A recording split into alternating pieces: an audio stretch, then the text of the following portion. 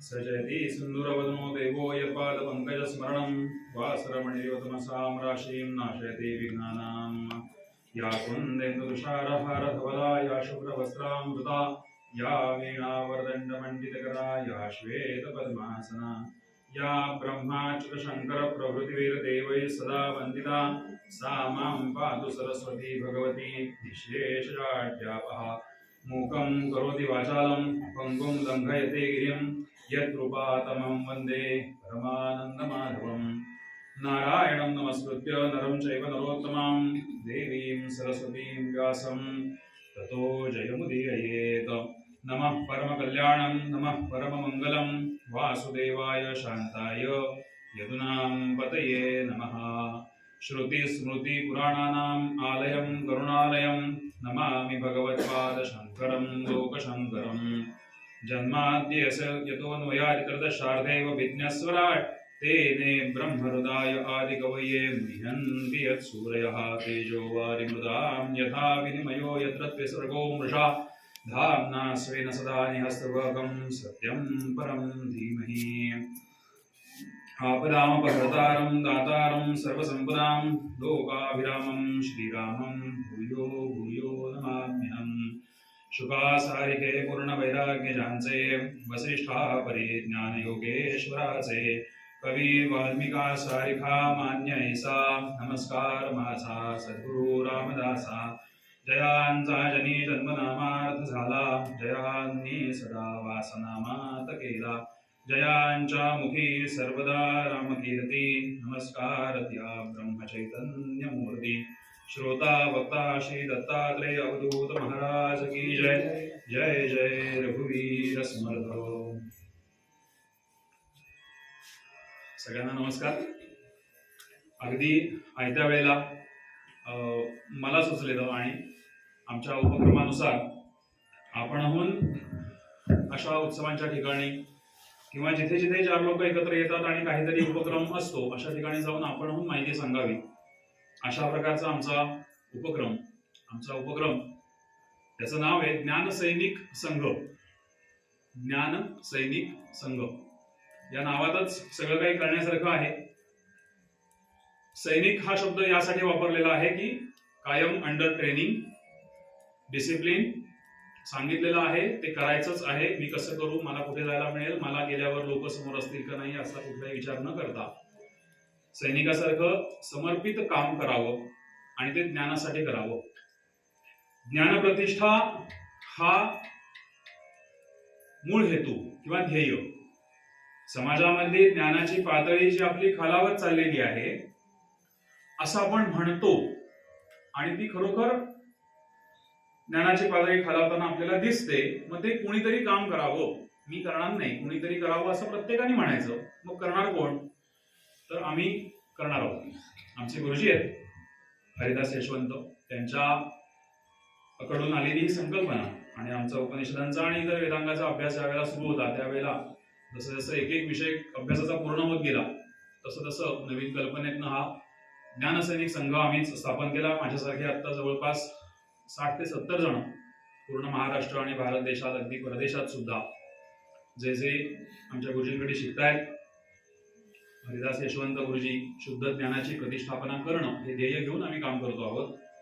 आणि एखाद्या गोष्टीचा विषय समोरचे कोणतरी आम्हाला बोलवतील आणि मग आम्ही बोलायला जाऊ याच्यापेक्षा सुद्धा कुठल्याही प्रकारच्या मानधनाची, प्रवास खर्चाची, कुठल्याही प्रकारचा अर्थार्जनाची अपेक्षा न ठेवता समाजातली खालावत चाललेली ज्ञानाची पातळी उंच व्हावी किंबहुना त्याविषयीची कल्पना सगळ्यांना यावी या शुद्ध हेतूने आपल्याला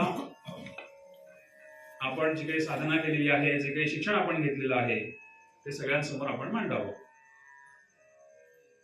बहुश्रुत असलेल्या ठिकाणी येऊन अशा प्रकारची माहिती सांगणं हे धाडस मी करतो आहे। अनेक ठिकाणी जाऊन गेल्या 1.5-2 वर्षापासून हा उपक्रम सुरू आहे। वेगळ्या वेगळ्या उत्सवातनं नरसिंह जयंतीचा उत्सव गेल्या वर्षी पहिला या उपक्रमाचा झाला, त्याच्याही आधी छोटे छोटे उपक्रम सुरू होते। आता या नरसिंह जयंती आता मे महिन्यामध्ये जवळ येईल, साधारण वैशाखामध्ये। तर तोपर्यंत एका वर्षाचं पूर्ण एक वर्तुळ पूर्ण होईल सगळ्या उत्सवांचं आणि मग पुन्हा रिपीट पुढच्या वर्षीपासून सुरू होईल। ज्ञानसैनिक संघ आणि आमच्या गुरुजींची माहिती सांगणं हे गरजेचं आहे, कारण आपण केलेले उपक्रम सर्वांपर्यंत पोहोचवणे आणि सगळ्यांना त्या गोष्टीची कल्पना असणं आणि याच्यामध्ये नवीन नवीन माणसं जोडून घेणं.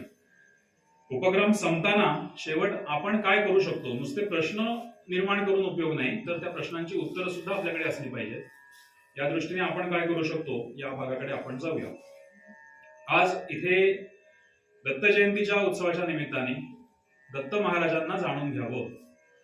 कदाचित इतक्या पिढ्यानपिढ्या चालत आलेला उत्सव, त्याच्यामुळे अनेक ज्येष्ठ श्रेष्ठ सगळे साधक, दत्तांचे भक्त यांना दत्त महाराज काय आहेत हे मी नव्याने एवढ्या कमी वयात सांगणं किंवा मी सांगणं कोणीही बाहेरून येऊन हे कदाचित योग्य नसेल. पण आमच्यासारख्या नवीन तरुणांना, आमच्यापेक्षा लहान बालांना दत्त महाराज कोण आहेत, दत्त महाराजांची भक्ती आपण करतो, दत्त जयंतीचा उत्सव करतो म्हणजे आपण नेमकं काय करतो आणि दत्त महाराजांना आपण समजून घ्यायचं म्हणजे काय करायचं. आणि सगळ्यात चांगली गोष्ट अशी की दत्त जयंतीच्या उत्सवाच्या पहिल्या दिवशी आपल्याला जर हे कळलं तर उद्या आणि परवा तुम्हाला जर का माझं बोलणं आठवलं, लक्षात राहिलं, जर मी छानपणे सांगू शकलो, तुम्हाला ते पोहोचवू शकलो, तर तुमच्या ते लक्षात राहील आणि दत्त जयंतीच्या उत्सवाच्या दिवशी तुम्हाला जास्त समाधान या गोष्टीचं मिळेल की अरे हो, हे परवाच्या दिवशी आम्ही सगळं ऐकलंय आणि ते खरं आहे. समाजातली ज्ञानाची प्रतिष्ठा किंवा ज्ञानाची पातळी खालावत आहे असं म्हणताना आपण हे सगळे उत्सव ज्या वेळेला करतो त्या उत्सवातनं आपल्याकडे ही चांगली पद्धत आहे की त्याच्यातनं आपण ज्ञान संपादन करत असतो, आपली भक्ती समृद्ध करत असतो, आपलं कर्म समृद्ध करत असतो.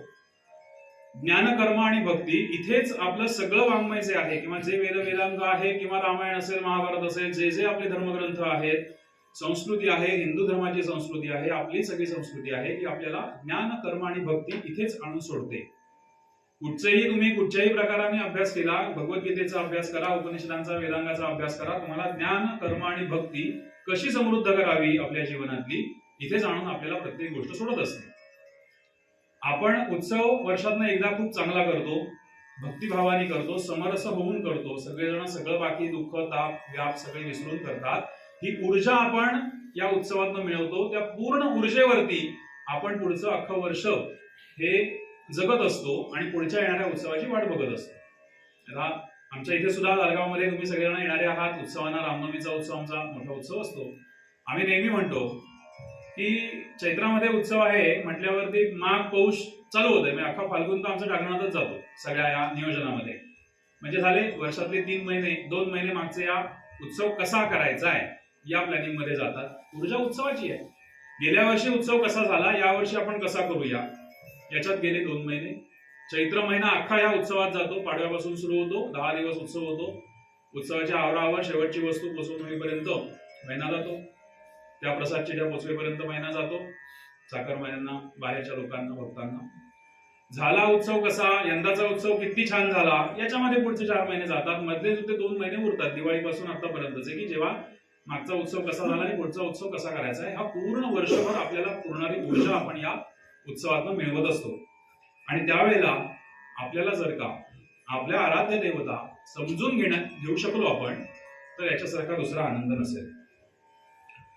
आज आपण दत्त समजून घेतो. दत्त या शब्दाचा अर्थ काय आहे. आम्ही जेव्हा ही देवता एखादी समजावून सांगतो, गणपती असेल, शंकर असेल, देवी असेल, विष्णू असतील, राम असतील, प्रभू रामचंद्र, दत्त या शब्दाचा अर्थ काय, त्या शब्दाचा अर्थ मुळात कळला हवा आपल्याला. त्याचं दर्शन कसं घ्यायचंय, कशा प्रकाराने दर्शन घेता येऊ शकतं. दर्शनाचे वेगळे वेगळे प्रकार आहेत, नमस्काराचे वेगळे वेगळे प्रकार आहेत. यातला कुठला प्रकार आपण दर्शनासाठी दर्शन त्याचं घ्यायचंय. आपण दर्शनाचे प्रकार म्हटले तर 3 प्रकार आम्ही दर्शनाचे सांगतो. म्हणजे साष्टांग नमस्कार घालावा, की हात जोडून घालावा, की रस्त्यावरून जाताना हॉर्न द्यावा. वेगळे वेगळे प्रकारे दर्शन लोक घेतात. देऊळ दिसलं की हॉर्न वाजवायचा. अगं दत्तांना वाटायला नको ना, अरे हा गेला ओळख पण नाही दाखवलं. दत्तांना काही तेवढंच काम नाहीये, सृष्टी पडली अख्खी. मग नुसतं असं करायचं का, हात हलवून. काय आपण जेव्हा देवळात जातो, आता आपल्याकडे नाही असं कोणी करत, कारण आपण सगळे आपल्याकडे संस्कारित माणसं आहेत. पण शहरातल्या देवळातनं 5-10 मिनिटं गेल्यावर बसून बघावं. आपलं दर्शन झालं की गपचूप बसायचं, काही बोलायचं नाही, काही नाही. किती प्रकाराने लोक नमस्कार करतात. प्रत्येकाच्या भावना आहे, आपल्याला त्याला टीका करायची नाहीये, नावं ठेवायची नाहीये, पण प्रकार आहेत की नाही आपण फक्त अनुभवावे. बघायचे प्रकार किती आहेत ते. मग या अशा प्रकाराने नमस्कार करून देव आपल्यावरती कृपा करेल का, दत्त महाराज आपल्यावर कृपा करतील का, हा विचार आपल्याला करायला हवा. दर्शनाचे प्रकार म्हटले तर मला तरी असं वाटतंय की 3 प्रकारे आपण दर्शन घेऊ शकतो. एक म्हणजे दत्त महाराजांच्या मूर्तीचं दर्शन. मूर्ती दिसते कशी, नक्की काय आहे, मूर्तीच्या हातात काय आहे, वस्त्र काय आहे, दिसते कशी मूर्तीचं दर्शन. दुसरा एक प्रकार दर्शनाचा म्हणता येतो म्हणजे चरित्राचं दर्शन. दत्त महाराजांनी आपल्या आयुष्यामध्ये काय केलं, कुठल्या कुठल्या लीला केल्या, कुठले कुठले अवतार त्यांचे झाले, म्हणजे चरित्राचं दर्शन. आपण म्हणतो ना, एखादं स्थळ जर का आलं, दिसतो कसा किंवा दिसते कशी, आता भेद नको आपल्याला, नवरा का मुलगी का मुलगा, स्थळ आलं, दिसतंय कसं स्थळ म्हणजे फोटो, मूर्ती. चरित्र कसं आहे, 4 लोकात जातात येतात का, गावाला धरून आहेत का, भांडण तंटा तर नाही ना, स्थळ दिसतंय कसं, म्हणजे चरित्र. आणि एवढं करून तिसरा दर्शनाचा प्रकार आहे तत्वज्ञानाचा, म्हणजे ग्रंथांचा. दत्तांनी आपल्याला काय शिकवलंय त्यांच्या आयुष्यामध्ये आपल्याला. स्थळाचा विचार केला तर त्याचे विचार कसे आहेत, तो दिसतो कसाही असू दे, छान दिसतो, सगळ्यांना धरून राहतो, पण त्याच्या मनातले विचार काय आहेत, त्याच्याकडून आपण काही आदर्श घ्यावा, असं तत्वज्ञान काय आहे त्याच्याकडे, या सगळ्याचा विचार आपण करायचा. म्हणजे मूर्तीचं दर्शन, चरित्राचं दर्शन आणि तत्वज्ञानाचं दर्शन. आता हे सगळं सांगत असताना सगळ्यांना एक प्रश्न असा असतो, किंवा सगळेजण बाहेरचे लोक असे प्रश्न विचारतात की हे सगळं सोडायचं मिळणारे काय सांगा, आम्ही इथे आलोय, यातनं मिळणारे काय, आम्ही उत्सवला येतो का, समाधान मिळतं, वर्षभराचे आपले व्याप सोडून सगळे लोक, सगळे गावकरी एकत्र मिळतात, भेटतात, भेट होते, छान, खूप वर्षावर्षांनी खूप येणारे जुने सगळेजण भेटतात, आम्हाला समाधान मिळतं म्हणून आम्ही येतो. हे चरित्र, मूर्ती, चरित्र आणि तत्वज्ञान हे बघून आम्हाला काय मिळणार आहे तेवढं फक्त सांगा. हे सांगताना काय, ज्या वेळेला आपण मूर्तीचं दर्शन घेणार आहोत, मूर्ती बघितल्यावरती आपल्या जीवनातली भक्ती समृद्ध होणार आहे. आपल्या मनामध्ये भक्तिभाव जर का असेल तर आपण देवळापर्यंत येतो. मूर्ती बघितल्यावर आपल्याला प्रसन्न वाटतं, पुन्हा पुन्हा बघावं वाटतं, दर्शन घ्यावं वाटतं. याचा अर्थ आपल्या जीवनातली भक्ती समृद्ध होते त्या मूर्तीच्या दर्शनातून. चरित्राच्या दर्शनातून आपलं कर्म समृद्ध होतं. दत्त महाराज कसे वागले, त्यांचं चरित्र कसं होतं, त्यांनी आपल्याला काय आदर्श घालून दिले, याच्यातून आपलं कर्म समृद्ध होतं. आणि तत्वज्ञानातून आपलं ज्ञान समृद्ध होतं, की त्यांनी सांगितलेलं तत्वज्ञान जर का आपण आपल्या जीवनात, रोजच्या जीवनात उतरवू शकलो तर ते जे ज्ञान आपलं समृद्ध होणार आहे. आपल्या सगळ्या जीवनाची किंवा आपल्या सगळ्या विचारांची, मी मगाशी म्हटलं तसं की सगळी संस्कृतीतले सगळे आपले धर्मग्रंथ, संत आपल्याला ज्ञान, कर्म आणि भक्ती इथेच आणून सोडतात. पण ज्ञान, कर्म, भक्ती आपल्याला जर का समृद्ध करायची असेल तर अशा प्रकारे दर्शन घ्यायला हवं. बरं, झाली आमची ज्ञान, कर्म, भक्ती समृद्ध, पटकन झाली, होत नाही कोणाची, झाली आमची, पटकन झाली. काय मिळणार आहे याच्यातनं? ज्यांना ज्यांना आध्यात्मिक प्रगती साध्य करायची आहे. आता आध्यात्मिक प्रगती म्हणजे काय, हा आणखीन जरा खोलातला विषय आहे, थोडक्यात बघू आपण. 1 तास मला दिलाय, 1 तासामध्ये जेवढं होईल तेवढा प्रयत्न करूया, वाढला तर थोडासा वाढवूया. ऐका तुम्ही, कंटाळा येणार नाही याची काळजी मी घेईन, पण ठीक आहे. आध्यात्मिक प्रगती ज्याला साध्य करायचे त्याला तर ज्ञान, कर्म, भक्तीची समृद्धता आपल्या जीवनामध्ये असलीच पाहिजे. आध्यात्मिक प्रगती म्हणजे काय, आध्यात्मिक यश. आपण प्रगती म्हणजे यश म्हणतो, की मला यश मिळालं चांगलं, त्याची चांगली प्रगती झाली, पगार वाढला, यश मिळालं, अभ्यासात मार्क चांगले मिळाले, यश मिळालं, लग्न कार्य झालं, मुलं बाळ झाली, आजोबा झाले, यश मिळालं, संसारात यश, प्रगती झाली, चांगली गोष्ट. आध्यात्मिक यश म्हणजे काय, सोपं सांगायचं तर भगवंतामधलं आणि माझ्यामधलं अंतर शून्य करणं, याला आध्यात्मिक यश आपण म्हणू शकतो. अंतर शून्य करणं असं का म्हणायचंय आपण, देवाच्या जवळ जाणं, याच्यामध्ये सुद्धा अंतर आहे ना, जवळ जाणं. प्रत्येक जण वेगळ्या वेगळ्या टप्प्यावर असू शकतो. अनेक संत आहेत, देवरूप एकरूप झालेले आहेत. भगवंतामधलं आणि आपल्यामधलं अंतर शून्य करणं, याला आपण आध्यात्मिक प्रगती किंवा आध्यात्मिक यश म्हणू शकतो. 2-3 वेळा पुन्हा पुन्हा ही गोष्ट येईल, मी पुन्हा पुन्हा ही गोष्ट सांगेन आजच्या दिवसातच, या काय 1-1.5 तासाच्या अंतरामध्ये. पण ते मनामध्ये ठसलं पाहिजे की आध्यात्मिक यश म्हणजे देवामधलं, भगवंतामधलं आणि माझ्यामधलं अंतर शून्य करणं. आणि हे जर अंतर शून्य करायचं असेल, ज्याला ज्याला आध्यात्मिक प्रगती ही साध्य करायची आहे, त्याला ज्ञान, कर्म आणि भक्ती ही आपल्यामध्ये समृद्ध केल्याशिवाय पर्याय नाही कधीच नाही. प्रत्येक जण या गोष्टीसाठी धडपडतोय. आध्यात्मिक प्रगती आपली व्हावी, भगवंत परमात्मा परमेश्वर आपण एकरूप व्हावं याच्यासाठी प्रत्येक जण धडपडत असतो. पण ही प्रगती ज्याला कळते ते त्या मार्गामध्ये पुढे जातात, ज्यांना कळत नाही ते तिथेच थांबतात. ज्ञानकर्म भक्ती ही आपल्यामध्ये समृद्ध केली पाहिजे तर आपण भगवंतापर्यंत पोहोचू शकतो. हे ज्यांना कळलं ते पुढे गेले, नाही ते धडपडत राहिले. जन्मा मरणाचा फेरा चुकविला, अधिक काही त्याच्यावरती विवेचन नको. दर्शनाचे प्रकार मी म्हटलं की मूर्ती, चरित्र आणि तत्वज्ञान. आता मूर्ती म्हणजे आपल्याला प्रश्न पडायला हवेत. खरं म्हणजे प्रश्न पडले ना की आपल्याला उत्तरं मिळतात. झालंय काय माहितीये का आमच्या पिढीचं, माझ्या पण, मी पण त्याच्यामध्येच आहे, की थिंकिंग बंद झालंय आणि सर्चिंग सुरू झालंय. काय हवं लागलं की पटकन आम्हाला मिळतं. हल्ली तर टाईप करायचे पण कष्ट राहिलेले नाहीये. निदान माझं थोडंसं लहानपण आणि आतापर्यंत ह्याच्यामध्ये थोडं टायपिंगचा पण काळ होता. आता टायपिंग पण राहिलं नाहीये, व्हॉइस मध्ये पटकन मिळतं. सर्चिंग, त्या सर्चिंगमुळे हा सगळा प्रॉब्लेम झालाय. प्रश्न पडत नाही कारण आपण विचारच करत नाही आहोत. विचारांची माला जिथे खुंटली तिथे मग आपली थोडीशी अधोगती सुरू होते. असो, प्रश्न पडायला हवा की दत्त नक्की कोण आहे, दत्त काय आहेत, दत्त कसे आहेत. मूर्ती, चरित्र आणि दत्त का, तर तत्वज्ञान. म्हणजे मूर्ती, चरित्र आणि तत्वज्ञान याचे प्रश्न असे आहेत. दत्त कोण, दत्त काय आहेत, दत्त कोण आहेत आणि दत्त काय, दत्तच काय, दुसरं कोण का नाही. या 3 टप्प्यांचा आपण आज विचार करणार आहोत. यथाशक्ती यथामती जेवढं आम्हाला गुरुजींनी शिकवलंय, त्यांनी भरपूर शिकवलंय, आम्ही किती त्यातलं घेतलंय, मी किती त्यातलं घेऊ शकलो आणि ते तुमच्यापर्यंत मी किती पोहोचवू शकेन, यथाशक्ती यथामती आपण त्याचा विचार करूया. दत्तगुरु दयाळू आहेत, कृपा सिंधू आहेत, माऊली आहे. माऊली सगळ्यांनाच म्हटलेलं नाहीये, माऊली ज्ञानेश्वरांना म्हटलेलं आहे. बाकी सगळ्या संतांना त्यांच्या त्यांच्या परीने आपण काही उपाधी त्यांना आहेत. तसे दत्तगुरु माऊली आहेत, कृपाळू आहेत, कृपा सिंधू आहेत. या सगळ्यामध्ये एक शब्द दत्त संप्रदायामध्ये किंवा दत्त भक्तांना जे जाणते साधक आहेत त्यांच्यासाठी एक शब्द खूप छान आहे. दत्त स्मर्तुगामी आहे.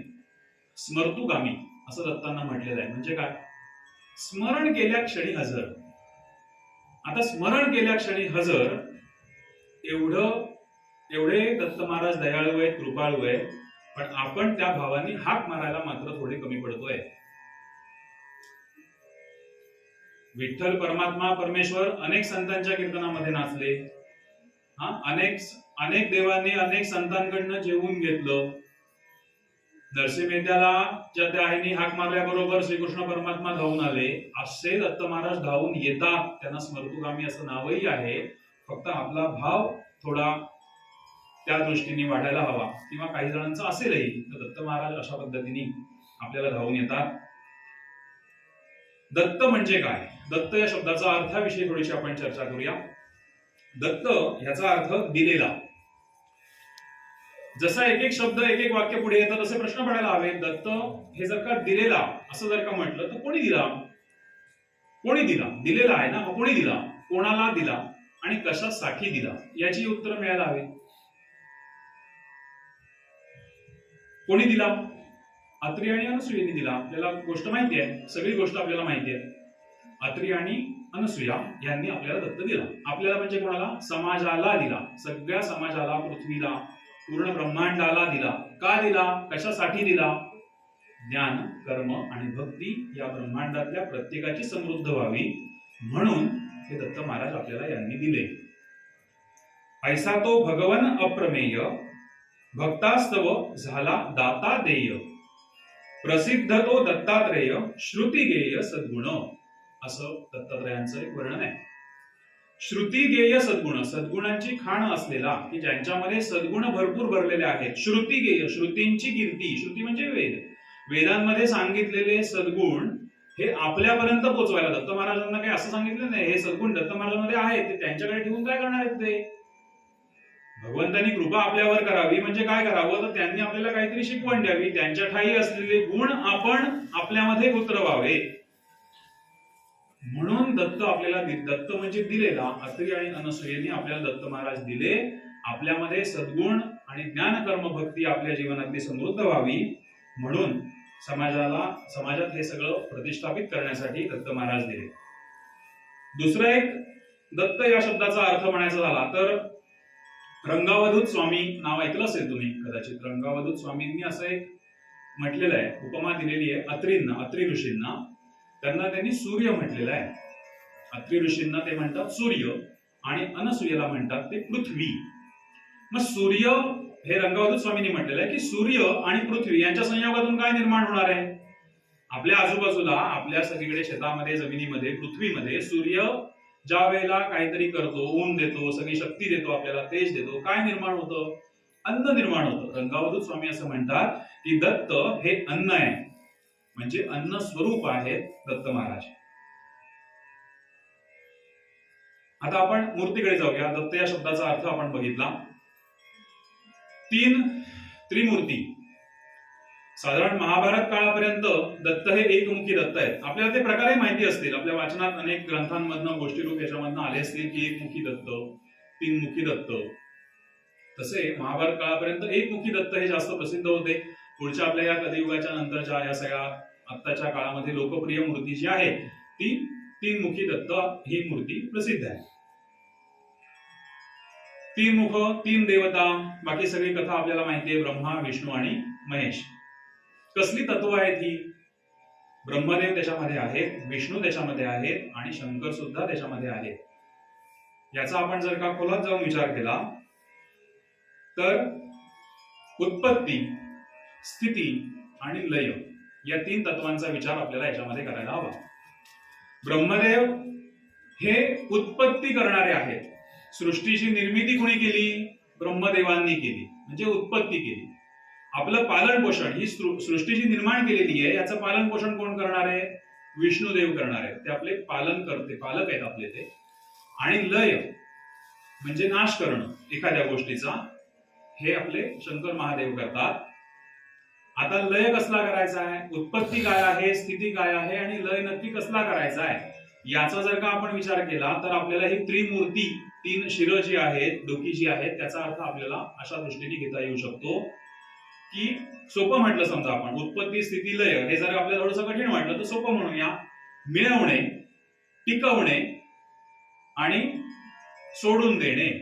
नाश करणे म्हणजे सोडून देणे. सोपे शब्द आपण वापरू. मिळवणे, टिकवणे आणि सोडून देणे. काय मिळवायचंय आपल्याला? पुन्हा आपण आध्यात्मिक प्रगती, आध्यात्मिक यश जर का आपल्याला मिळवायचंय, परमार्थामध्ये आपल्याला जर का पुढे जायचंय तर काहीतरी आपल्याला मिळवायला हवं. चांगल्या गोष्टी आपल्याला जर का मिळवायचे तर ती झाली उत्पत्ती. चांगले विचार आपण ग्रहण करायचे, आपल्यामध्ये त्यांची स्थिरता झाली पाहिजे. उत्पत्ती. ते टिकवून ठेवले पाहिजेत म्हणजे स्थिती. आणि चांगले विचार मनात यायला हवेत म्हणजे मुळात आपले जे वाईट विचार आपल्या सगळ्यांच्या मनामध्ये आहेत ते बाहेर जायला पाहिजेत, म्हणजे लय व्हायला हवा त्यांचा, ते सोडून द्यायला हवेत. व्यवहारात सोपं उदाहरण जर का घेतलं तर आपण एखादा समजा व्यवसाय सुरू करायचा आहे, नवीन काहीतरी आपल्याला घ्यायचंय, नवीन घेतलं, उत्पत्ती, स्थिती आहे तसं चालवलं, पण जुनं जे काही आहे, पहिलं जे काही आहे ते आपल्याला काढून टाकायला हवं. तर ह्या लय तत्वाचा सुद्धा आपण विचार त्याच्यामध्ये करायला हवा. हे उत्पत्ती, स्थिती आणि लय हे 3 तत्व आपल्याला या ब्रह्मा, विष्णू आणि महेश या ठिकाणी मिळतात. दत्त महाराजांचं वैशिष्ट्य काय याच्यामध्ये? नुसतं ब्रह्मदेवाची नमस्कार नाही का करू शकत, नुसतं विष्णूला नमस्कार आपण करतो, नुसत्या शंकराच्या देवळाला आपण नमस्कार करतो, पण ही 3ही तत्व एका ठिकाणी दाखवण्याची शक्ती किंवा एका ठिकाणी ही सगळी तत्व दाखवणारी शक्ती ही दत्त महाराज आहेत. आपल्याला उत्पत्ती, स्थिती, लय या 3ही तत्वांचा एका वेळेला विचार करा असं शिकवणारे हे दत्त महाराज आहेत, म्हणून ती त्रिमूर्ती आहे.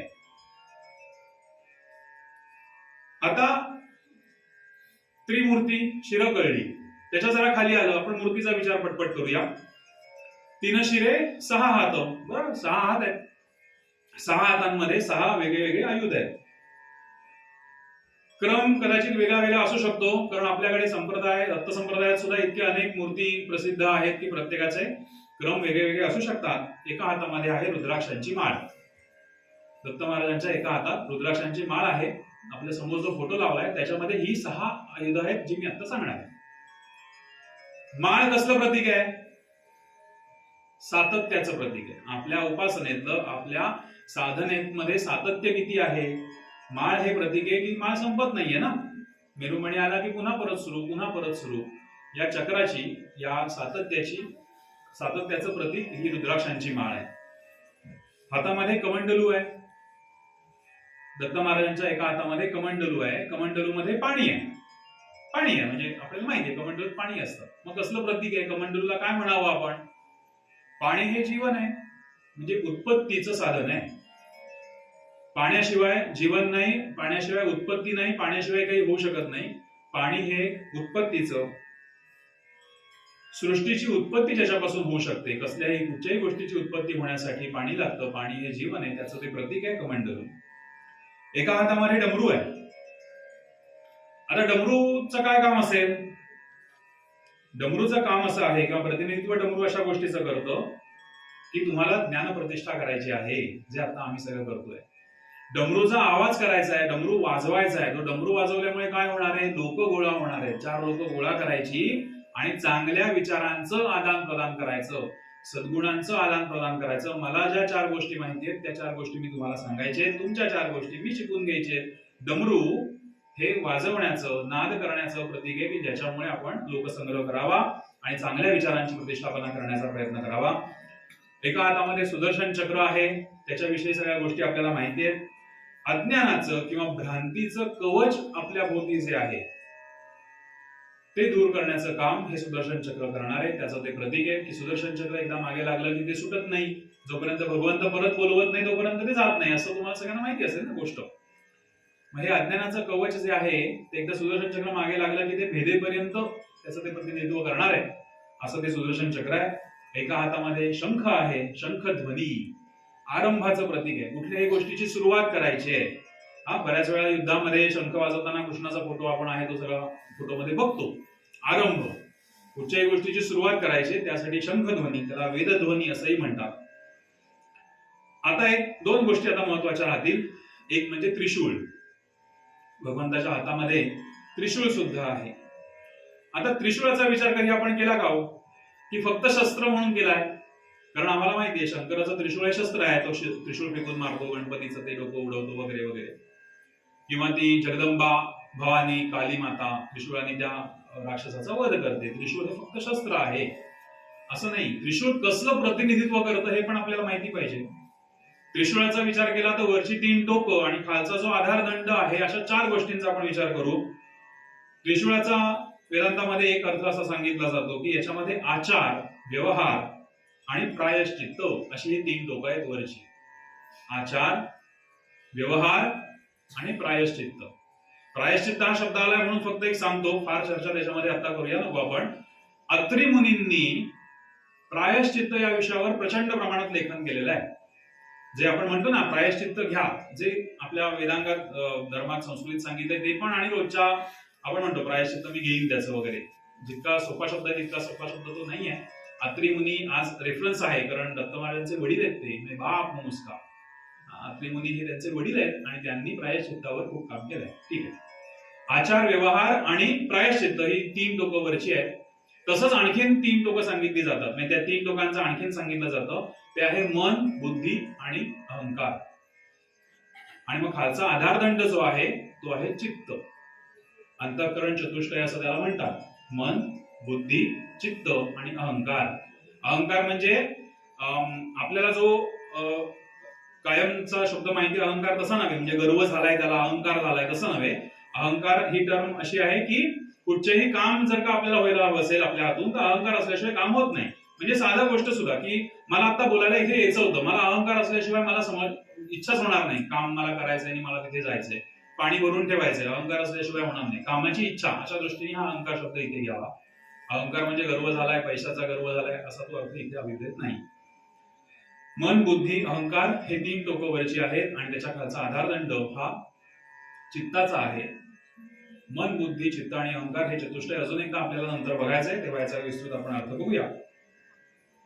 अंतःकरण सांभाळण्याचं काम दत्त महाराज करतायत या सगळ्यातनं, असा अर्थ आपल्याला इथे घ्यायचा आहे.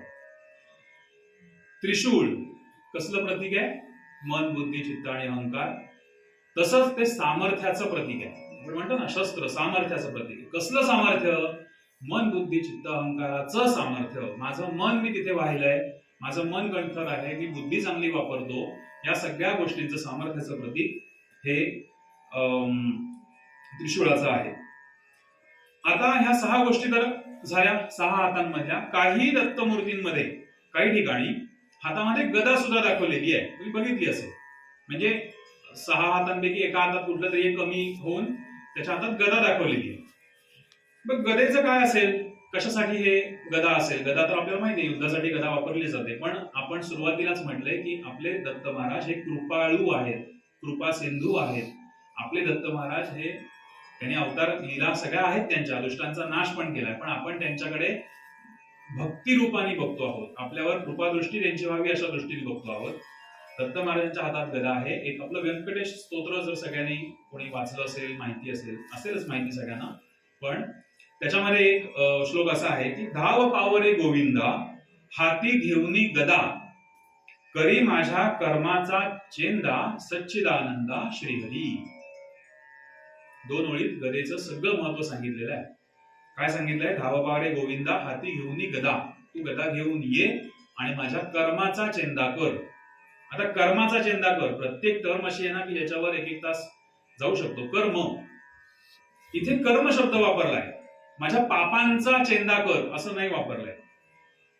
माझी पापच धुवून काढ. आपण देवाला सांगतो माझी पाप धुवून काढ, पुण्य माझ्या जवळच राहून दे, पाप क्षालन होऊ दे. गोदावरी, नर्मदा, गंगा कशाला पाप क्षालन होऊ दे. पुण्य कुठे? गाठीशी. खूप बांधलंय पुण्य गाठीशी. पण दत्त महाराजांना काय सांगायचंय? कर्माचा चेंदा कर. कर्म म्हणजे पाप पण कर्मच आहे आणि पुण्य पण कर्मच आहे. भगवंतामधलं आणि माझ्यामधलं अंतर शून्य जर का करायचं असेल तर पापही असता कामा नाही आणि पुण्यही गाठीशी असता कामा नाही. ते शून्यच करावं लागेल, तेव्हा ते अंतर शून्य होणार. मग ह्या गदेनी कर्माचा चेंदा कर, ना सत्कर्म, ना पुण्यकर्म, ना पाप, ना काही. अशा दृष्टीने ह्या गदेचा उपयोग, हाती घेऊनी गदा करी माझ्या कर्माचा चेंदा सच्चिदानंदा श्रीहरी. या गदेचं स्वरूप किंवा गदेकडे बघण्याचा आपला दृष्टिकोन असा असला पाहिजे की ही गदा माझ्यातल्या कर्मांचं, माझ्या सगळ्या कर्मांचा नाश ही करणार आहे आणि भगवंतापर्यंत मला घेऊन जाण्याचं काम. कर्माचा ज्या वेळेला नाश होईल त्यावेळेला ते होईल. माझ्यातली सगळी कर्म संपली पाहिजेत. भगवंता मला तुझ्यापर्यंत यायचंय. यासाठी आपण अशा प्रकारे जर दर्शन घेऊ शकलो, मूर्तीचं दर्शन, तर आपल्या मनामधली भक्ती समृद्ध होईल. काल एका ठिकाणी असंच दत्त जयंतीच्या उत्सवामध्ये मी गेलो होतो. तिथेही मी विचारलं, सांगा बरं किती आयुध आहेत आपल्या दत्त महाराजांच्या हातामध्ये? खरं सांगायला झालं तर नाही आठवलं कोणाला. खूप वर्ष रोज सकाळ संध्याकाळ दर्शन घेत आहेत, पण पटकन डाव्या हातामध्ये काय आहे नाही सांगता येत. आपलं आता तसं उद्यापासून होणार नाही. माझं धाडस नाही इथे असं काही विचारण्याचं, पण उद्यापासून आपलं असं काही होणार नाही. आज ही 6 आणि 1 एक्स्ट्रा 7वं. आपल्याकडे गदा नाहीये, त्या फोटोत तरी नाहीये, मूर्तीचं मी नाही दिसत नाहीये. तर ही जेव्हा सगळी आयुधं तुम्ही बघाल, ज्या ज्या वेळेला दत्त महाराजांचं दर्शन घ्याल त्या वेळेला तुम्हाला हे सगळं आठवेल. नाही आठवलं तर पुढच्या वर्षी मी परत येईन. आणखीन एक गोष्ट, जरा आणखीन खाली येऊया. शिरं झाली, हात झाले. आता काय? दत्त महाराजांच्या मागे गाय आहे. गायीचं महत्व आपल्याला वेगळं सांगायला नको. सगळं महत्व गायीचं आपल्याला माहिती आहे. माहिती असेल तर हो म्हणा. मला जेवढे दिसतात ते चेहरे दिसतील. पण आता जर का मी असं म्हटलं की कोणीतरी मला गायीचं महत्व सांगा सुद्धा, तर ते सांगता येणार नाही. ही फॅक्ट आहे, खरी गोष्ट आहे. सगळ्यांना, आपण एवढे जण इथे आहोत, आपल्याला सगळ्यांना गायीचं महत्व भरपूर माहिती आहे. आमच्याकडेच गाय नाहीये. आमच्याकडे 3 गुंठ्यात काही ती गाय सांभाळणं शक्य नाही, त्यामुळे ती नाहीये. मला त्याचं वाईट वाटतंय. पण गायीचं महत्व इथे असलेल्या सगळ्यांना माहितीये, पण ते सांगा असं म्हटलं तरी शक्य नाहीये. मग मी दुसरा ऑप्शन निवडला की गाय सांभाळायला आपल्याकडे जागा नाही ना, मग आपण गायीचं महत्व सांगू शकतो प्रत्येक गोष्टीचं. तर मी सांगतो थोडस. गावो विश्वस्य मातरहा असं म्हणतात. गाय ही विश्वाची आई आहे, जननी आहे. गावो विश्वस्य मातरहा. काय करते गाय? आपण जेव्हा सगळे हिंदू बांधव धर्म ज्या वेळेला गायीची पूजा करा म्हणून सांगतात, त्यावेळेला नास्तिक लोक किंवा धर्माला नेहमी शिवाच घालणारे लोक जे आहेत, कसल्या जनावरांची पूजा करताय असं सांगतात, असं पटवून देतात. काय गायीची पूजा करण्यात आहे? आणि दुर्दैवानी आपल्याला ते पटतं काही वेळा. असं झालंय, असं होतं, शहरा ठिकाणी असं होतं. काय गायीला नमस्कार करतो? जनावर आहे ते, दूध देतं, घ्या. म्हशीची का नाही पूजा करत? अरे हो, हा म्हणतो ते बरोबर आहे. गाय पण दूध देते, म्हैस पण दूध देते, मग आपण म्हशीची का नाही पूजा करत, गायचीच का करतो? वेड्या परंपरा आहेत या तुमच्या धर्मातल्या, असं आपल्याला इतर धर्मीय सांगतात त्यांच्या स्वार्थासाठी, आणि आपल्याकडे परत देण्यासाठी उत्तर नसल्यामुळे आपण गप्प बसतो, मुकसंमती होते ती काही वेळा, आणि मग आपणच आपल्या परंपरांपासून थोडं थोडं थोडं थोडं थोडं थोडं लांब जातो. काय करते गाय? मग लोक म्हणतात गायच्या पोटात 33 कोटी देव आहेत ना, म्हणून आम्ही पूजा करतो. 33 कोटी देव, मग लोक थट्टा करतात. 33 कोटी देव आहेत तर नावं सांगा, बरोबर की नाही? सांगा 33 कोटी नावं, आम्ही ऐकू. मग आमच्या तरुण पिढीची किंवा ज्यांना खरोखर काहीच माहित नाही त्यांची सगळ्यांची तोंड बंद होतात, आणि मग ते त्या विषयापासून लांब जातात की असं काही नाहीच आहे, हे सगळं थोतांडे वगैरे. 33 कोटी देव म्हणजे 33 प्रकारचे देव, तुम्हाला माहिती असेल ना ते सगळं, म्हणजे 12 आदित्य, 8 वसु, 11 रुद्र आणि इंद्र आणि प्रजापती, हे मिळून झाले 33. 12 आदित्य, 8 वसु, 12 आणि 8 20, 11 रुद्र म्हणजे झाले 31, आणि इंद्र आणि प्रजापती 32 आणि 33, हे झाले 33 प्रकारचे देव, म्हणजे 33 कोटी देव. कोटी याचा अर्थ इथे प्रकार असा असो.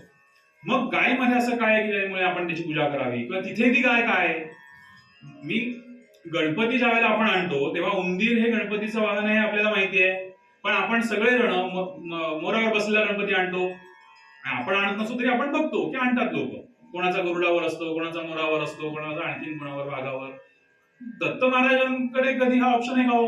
नाही. आमच्या देवळात दत्त महाराजांच्या पाठीशी मोर आहे बाबा, नाहीये, किंवा आणखीन दुसरा कुठला प्राणी नाहीये. गायच काय? असं काय त्या दोघांच्यात नातं आहे? किंवा एकच नेहमी सारखे स्वभाव असलेले किंवा सारखं काम करणारे लोक एकत्र येतात ना, म्हणजे गाय जे काम करते, दत्त महाराज जे काम करतायत तेच काम सुद्धा काही प्रमाणात गाय करत असेल, म्हणून ती त्यांच्या पाठीशी आहे. तिथे दुसरा ऑप्शनच नाहीये. गावो विश्वस्य मातरः, गाय काय करते म्हणून आपण तिची पूजा करायची. आपल्याला ठोकपणे हे उत्तर देता यायला हवं, आणि आपल्या मनामध्ये ही हिंमत निर्माण व्हायला हवी की आपण कुठे पण हे सांगता आलं पाहिजे न लाजता. आपण सांगू, सगळे सांगण्याच्या आपण पात्रतेचे आहोत, फक्त आपण सांगत नाही. दत्त महाराजांनी आपल्याला बुद्धी द्यावी की जसं काल हिंदू मोर्चासाठी अनेक लोक आपल्याही गावातले तिथपर्यंत आले होते, आपल्या अंगात ती हिंमत हवी, फक्त जायचंय, तिथे सगळं चालू राहणार आहे बरोबर. गावो विश्वस्य मातरः, गाय काय करते? थोडं कठीण असेल वाक्य तर सोपं करून सांगूया आपण. पंचमहाभूतांचा योग्य प्रकारे विनियोग करून त्याचं मूल्यवर्धन करून गाय आपल्याला पदार्थ परत देते. परत सांगतो, पंचमहाभूतांचा विनियोग करून त्याचं मूल्यवर्धन करून, किंमत मूल्य वाढवून गाय आपल्याला ते पदार्थ किंवा ते परत देते. ती पंचमहाभूत आपल्याला वापरण्यासारखी करून देते, म्हणून गायीची पूजा करायची. पंचमहाभूत, पृथ्वी काय करते? चारा खाते गाय, म्हणजे पृथ्वी तत्वाचं विनियोग करते स्वतःसाठी. चारा पोटामध्ये घेते आणि आपल्याला शेण देते. गायचं शेण, गोमूत्र याविषयी मी इथे बोलण्याचं काही कारण नाही, ते सगळं आपल्याला माहिती आहे, बरोबर. अनेक ठिकाणी सांगावं पण लागतं, पण गायीचं शेणाचं महत्व आपल्याला माहिती आहे. तसंच जलतत्व, गाय पाणी पिते आणि आपल्याला गोमूत्र देते, या दोन्ही गोष्टींचं महत्व आपल्याला माहिती आहे. पृथ्वी झालं, जल झालं. वायू, गायीचा उच्छवास. गायीच्या उच्छवासामुळे आपले दम्यासारखे आजार किंवा फुफ्फुसाचे जे विकार असतात ते बरे होतात, हे विज्ञानच सांगतंय. त्यामुळे गायीच्या आजूबाजूला किंवा गाय सांभाळणारी जी कुटुंब आहेत त्यांना कधी शक्यतो दम्याचे त्रास वगैरे दिसणार नाही, कारण ती फुफ्फुस स्वच्छ करण्याचं काम. आता याला आपल्याकडचं जर काही दाखवलं तर आम्ही सुद्धा ते काम, पौरोहित्याचा व्यवसाय असल्यामुळे बाळांची शांती, वाईट योग वगैरे लागल्यावर गोप्रसव शांती होतात गायीपासून.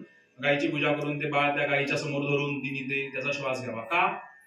ते गरजेचं आहे की गायीचा उच्छवास या मुलाला मिळावा, गायीच्या संपर्कात ते बाळ यावं आणि याचे सगळे विकार नाहीसे व्हावेत.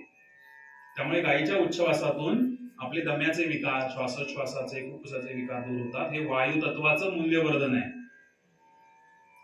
पृथ्वी, जल, वायू, आकाश म्हणजे नजर, गायीची दृष्टी. असं शास्त्रसंमत आहे, वेदांत असं सांगतं की गायीची दृष्टी ज्या परिसरापर्यंत जाते, ज्या अंतरापर्यंत जाते, तो सगळा परिसर पवित्र असतो. एका ठिकाणी गाय बांधली आहे, तिला जेवढा परिसर तिचा आजूबाजूचा दिसेल तो सगळा परिसर पवित्र असतो. गायीची नजर, दृष्टी, या दृष्टीने आकाश तत्वाचं मूल्यवर्धन आहे. आणि पाचवं सगळ्यात महत्वाचं आहे म्हणजे अग्नी, म्हणजे तेज. गायीचं आपण म्हणतो, आता गाय पूज्य कुठली, जर्सी गाय की भारतीय गाय, या वादात आपण जायचंच नाही. कारण आपल्याला माहिती आहे की भारतीय वंशाची गायच ही पूज्य आहे, की ज्याच्या पाठीवर वशिंडा आहे, उंचवटा आहे, ती गाय आपल्याला पूज्य आहे. तिथे गाय आपली सगळी सूर्यकिरणं जी पडतात ती साठवते आणि त्याच्यापासून आपण दुधाला पूर्णांन म्हणतो, गाईच्या दुधाला. आता मी गाईचं महत्व आणखीन काय सांगू, दुधाचं महत्व सांगायचं मला फार इथे आवश्यकता नाहीये. दूध, दही, मग सगळं, ताक, लोणी आणि तूप, आणि गाईचं तूप हे आपल्याला मिळणारं अग्नितत्वाचं मूल्यवर्धन आहे. पंचमहाभूत झाली. गाय काय करते, गायीची पूजा आपण का करतोय, कारण या पाचही गोष्टी आपल्याला रोजच्या जीवनात लागणाऱ्या आहेत. याच्यामधला जरा आणखीन व्यापक दृष्टीने विचार केला तर गाय हे समाजाचं संतुलन ठेवण्याचं काम करते. गाय समाजाचं संतुलन ठेवण्याचं काम करते सगळ्या गोष्टींमधनं. म्हणजे या पंचमहाभूतांचा विनियोग करून आपल्यापर्यंत त्या वस्तू पोहोचवणं हे समाजाचं संतुलन आहे. आणि तेच संतुलन दत्त महाराज आपल्यासाठी करतात. समाजामध्ये ज्ञान, कर्म, भक्ती आणि इतर विषय आणि दत्त महाराजांची शिकवण, ज्यावेळेला आपण तत्वज्ञान या भागाकडे जाऊ तेव्हा कळेल की समाजाचं संतुलन ज्याप्रमाणे उत्पत्ती, स्थिती, लय या 3 प्रकारांनी ब्रह्मा, विष्णू, महेश हे एका ठिकाणी येऊन दत्त स्वरूपात आपलं करतायत, त्याच प्रकारे गाय सुद्धा आपलं संतुलन करते. म्हणून दत्त महाराजांच्या पाठीशी गाय आहे. मग ती कामधेनू आहे. मग दत्त महाराजांच्या गायीचं नाव श्रुतकीर्ती असं आहे. जी गाय उभी आहे तिचं नाव आहे श्रुतकीर्ती. श्रुतकीर्ती म्हणजे वेदांची श्रुती, कीर्ती वेदांची कीर्ती पसरवणारी किंवा गाणारी, अशा दृष्टीने श्रुतकीर्ती हे गायीचं नाव आहे. आणि पंचमहाभूतांचं मूल्यवर्धन करून आपल्याला गाय ती सगळे पदार्थ आपल्याला देते, म्हणून गायीचं महत्व आहे. आणि म्हणून आपण गायीची पूजा करतो हे आपल्याला सगळं सांगता आलं पाहिजे. ज्यावेळेला एखादा कोणीतरी नास्तिक माणूस आपल्याला म्हणतो की गायीची पूजा तुम्ही का करता, का तुम्हाला गाय पूज्य आहे, तर या सगळ्या गोष्टींमुळे आम्हाला गाय पूज्य आहे. आणखीन सुद्धा अनेक कारण आहेत, पण एवढं सांगितलं तरी पुरेसं आहे की जिथे त्याची बोलती बंद होऊ शकते. आणखीन शेवटचा भाग मूर्तीमधला, तो म्हणजे चरण. आता दत्त संप्रदाय किंवा आपल्या धर्मामध्ये सद्गुरूंच्या पादुका, दत्तगुरूंच्या पादुका यांचं महत्व सगळ्यांना माहिती आहे की आपल्याला समर्पण भाव त्या पादुकांवरती करायचा आहे. आपलं सगळं शरण जायचंय पादुकांपर्यंत. आणखीन त्याच्यामध्ये चर्चा करण्यात वेळ नको जायला. पादुकांचं स्थान मोठं आहे. महात्म्य आपल्याला पादुकांचं सगळ्यांना माहिती आहे, पादुका दर्शनाचं. पादुकांच्या आजूबाजूला असलेल्या श्वानांविषयी आपण मात्र विचार करायला पाहिजे. 4च काय, 4 कुत्रे दाखवलेले असतात ना, श्वान, 4 श्वान तिथे बसलेले. ते कसलं प्रतीक आहे.